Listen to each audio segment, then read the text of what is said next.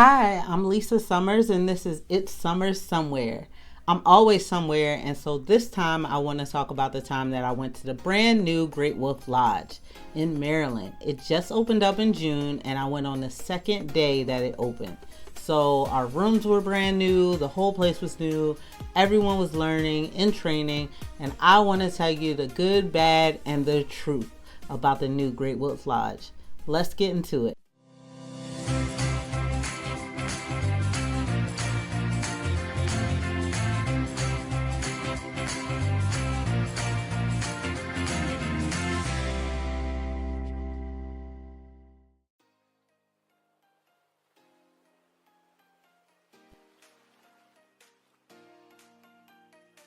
We started our journey driving to Perryville, Maryland. There's a Hollywood casino there, so that's what it's known for. But now Great Wolf Lodge is right across the street. It's a great area because it's only an hour from Baltimore, an hour from Philly, and 30 minutes from Wilmington. When you arrive, they check you in. They have these sleek machines that you put your ID on, and they auto check you in. But then you still have to meet with a team member to get your wristband. These wristbands are amazing because they pay for everything and they unlock your hotel door. I really enjoyed not having to carry money or a key card around. All the rooms were brand new, the carpet, the bedding.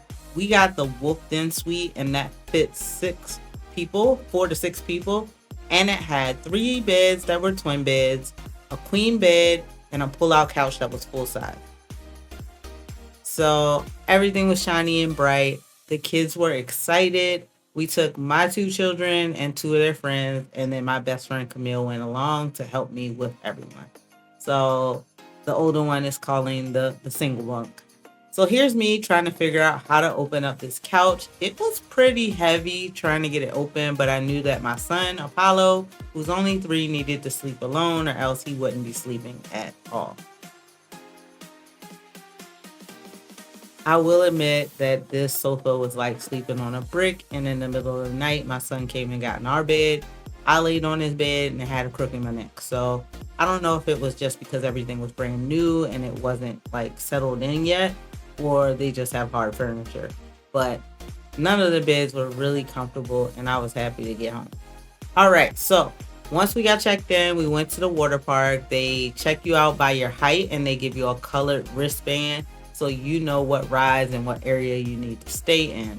On top of that, one thing that led me to spend the night is if you stay the night, you can start at 1 p.m. with the water park, even though you don't check in till 4, and you get to stay in the water park the entirety of the next day. So you basically get 2 days in the water park for one night stay.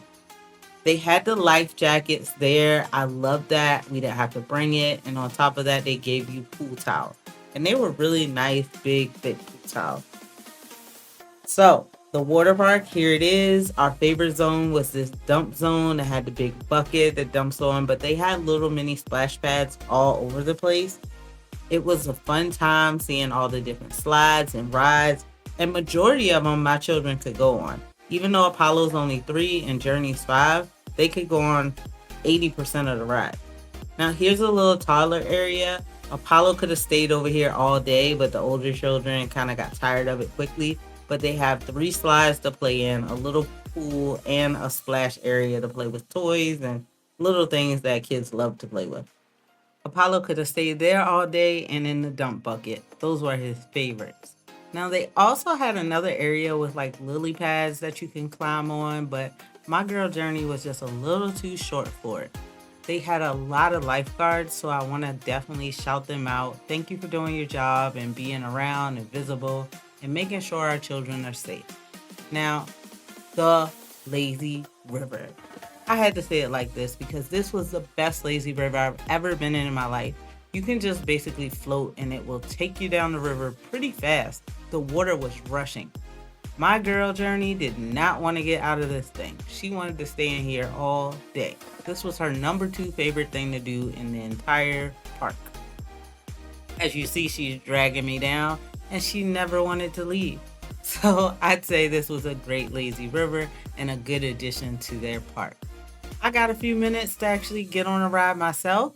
So I enjoyed this huge water slide that just spits you out and sends you down to the belly of the beast. It was a fun ride, and I'm glad I got some mama me time to kind of chill out. Now, for the number one favorite, it was the wave pool. My kids loved it. They wanted to stay in it all day and all night. It didn't matter if it was waving or if it was just regular and calm. They felt like a pool was where they wanted to be. I enjoyed the wave pool as well, and there were tons of lifeguards looking out for everyone. When it comes down to needing a break, they had all of these cabanas that you can rent, but there were plenty of seats available. But you can rent these cabanas. They have a TV, a mini fridge, towels, and lots of extras. So if you want an inside one or an outdoor one, they've got you covered. There was also an outdoor pool and a hot tub. The hot tub was filled with kids though. Next up was the food. It was definitely the price you would expect to see at an amusement park. About $16 to get burgers and fries. The drinks were single cup use only, so no refills. They had a barcode on them, so you couldn't. I won't lie though, those chicken tenders were some of the best I've ever had. I still remember. Now, they also had an ice cream place, a Dunkin' Donuts, and they had a restaurant on site. They also included bowling you could get for $7 a person. You can go check out Build-A-Bear, starting at $35 for each bear, and buy lots of clothes for them.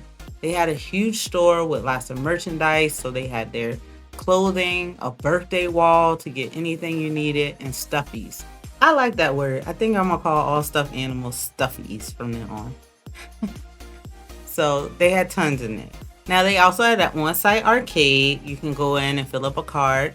Here's the Magic Quest. So this game lasts 3 to 4 hours. It costs $35 for the wand and the first game, and you could go around and hunt for treasure. They had lots of cute little things all around, like these little horses. Sometimes we would walk around and they would have arts and crafts going on or story time. They had kids yoga in the morning. You just never knew what you would see. Now, here's the adventure part. They had the rope climb. Journey wanted to go on this so bad, but at her height, I would have had to go with her, and it was $15 a person, and I didn't want to spend $30. Top of that, they had the mini golf right below, which was a reasonable price of $7 for each person. They had gem mining here, which was really fun. We got to break up all the stuff and find all these jewels, so that was a good treat.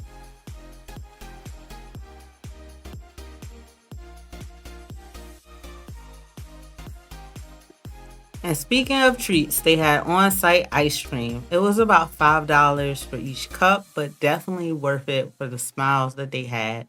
We were able to sit together and eat some ice cream in the cool place. It's better than sitting outside, so I really enjoyed that everything was temperature controlled. We didn't have to worry about the weather because it was actually thundering and raining outside. They had a amazing dance party at night before the kids went to sleep so they could dance all their energy out. And Apollo had so much fun with these bubbles, he could have stayed over there for hours. Big ups to this guy for really putting it down. So overall, I paid about $60 a person to go to the Great Wolf Lodge, and it was worth it to me because you got 2 days in the water park instead of one, which I would have paid $50 for a day pass. During the summer, I heard the day passes went up to $150 a day, which I think is ridiculous. On top of that, it was fun being close to home, having a quick getaway, but I've heard of people staying there for 4 or 5 days and they were bored. So I think 1 to 2 nights is a good time frame for staying there. Everything was expensive and taxed. I mean, if you wanted to do any of the extra stuff that they had there, for example, play the Magic Quest game, that was $35. If you wanted to play mini golf, that was $8. If you wanted to bowl, that was $8 a person. If you wanted to climb on the ropes, that was $15. And it was just extra. They had a couple of packages where it was $60 a person if you wanted to get a package and do several of the things together, but that was for the small toddlers. If you had an older child, it was $80 a person. Then they had breakfast packages for $15 a person.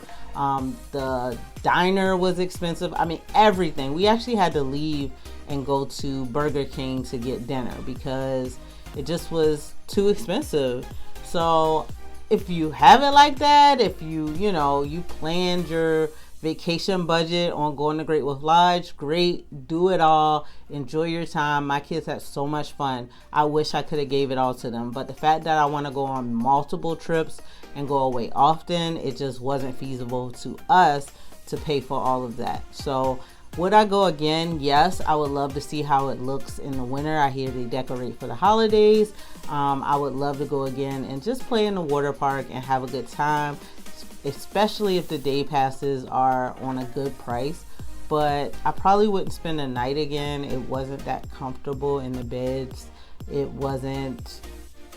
Just didn't seem right to stay an hour away and then have to try to go and find food and do all this extra stuff. So once again, if I hit the lottery or something and we get a lot of money, I will go back. But I think I want to try some other places. But I am happy and grateful for the experience of going to a brand new place. I just know from my own personal review, everything was clean, everything was great, everyone was nice, but it had just opened again. It was crowded even on a weekday, so I know right now in the summer, I'm hearing that it's super packed. But let the fall come, let the winter come, and it'll die down. Those are my thoughts. Is it worth going for 1 to 2 nights? It's definitely worth going, visiting. If you're used to driving all the way down to the Williamsburg one or to another one and this is closer, why drive any further? Just go close to home. It's a great place. It's a great stay. So that's pretty much it. I give Great Wolf Lodge a thumbs up and I'm happy that we went. So stay tuned for where else I've been because I got a lot of videos coming up. Thanks. Oh, by the way, make sure you subscribe to my Instagram or my TikTok channel as I do shorter versions of lots of things to do around Maryland and beyond.